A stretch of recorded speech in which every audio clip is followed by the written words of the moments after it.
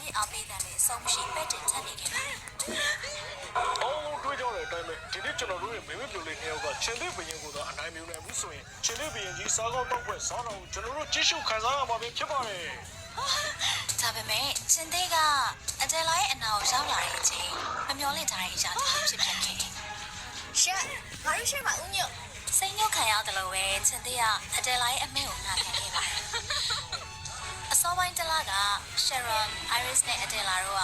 ခင်မီ American မိသားစုကညီမ၃ယောက်ပဲဖြစ်ပါတယ်။နိုင်ငံရဲ့ချောင်းခင်းကြီးချက်ရင်နေဝင်ချိန်မှာ Shake It တစ်တော်တစ်ခုမှသူတို့လမ်းပြောက်သွားခဲ့ကြတယ်လေ။